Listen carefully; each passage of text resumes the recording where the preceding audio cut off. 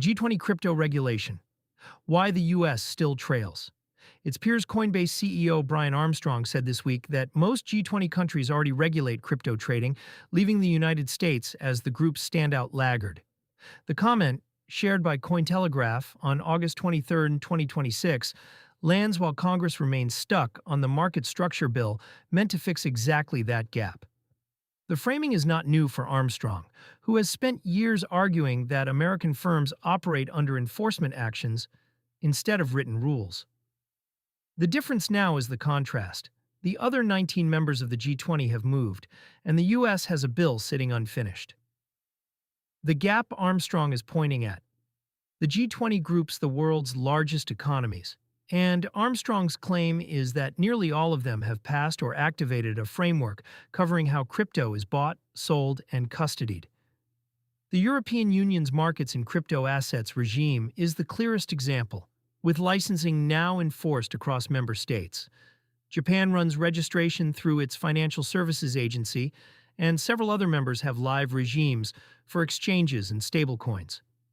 The U.S., by contrast, still splits jurisdiction between the SEC and the CFTC, with no statute drawing a clean line between a security and a commodity. That ambiguity is why token issuers and exchanges have spent years litigating basic questions about which regulator they answer to. For anyone holding assets or spending through a crypto card tied to a U.S.-based issuer, the practical effect is uncertainty about which products can launch domestically and how quickly. Firms often ship features abroad first and bring them to American users later, if at all. Congress has a bill, but not a vote. The vehicle meant to end the standoff is the Clarity Act, which would assign most digital asset spot markets to the CFTC and set registration rules for trading platforms.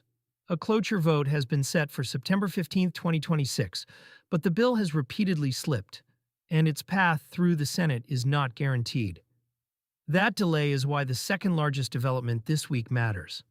The CFTC's chair said that if the Clarity Act stays stalled, the agency will move ahead and write crypto market rules on its own, according to a Wu Blockchain report on August 23, 2026. The agency has signaled the same intent before, framing unilateral rulemaking as a fallback rather than a first choice. Agency rules are not a substitute for legislation. They can be challenged in court, rewritten by a future administration, or preempted if Congress finally passes a statute. A CFTC-only regime would also leave the SEC's claims over certain tokens unresolved. Still, it would give trading venues something the U.S. currently lacks: a written standard to register against. Market backdrop as prices cool. The regulatory debate is playing out against a market that ran hot and then paused. As of August 23, 2026, Bitcoin traded near $76,150, down 1.9% on the day, but up almost 22% over the prior week. Ether sat around $2,412, off 4.3% in 24 hours, yet up 28% on the week, and XRP was near 148 after a 6.3% daily drop that still left it up roughly 48% over 7 days. The Fear and Greed Index read 76, firmly in greed territory, which fits a market that rallied hard and is now digesting the move. Rules do not set daily prices, but a settled U.S. framework tends to matter more for where large institutions are willing to custody and route capital over the longer run than for any single session's candle. The stakes for U.S. users and firms?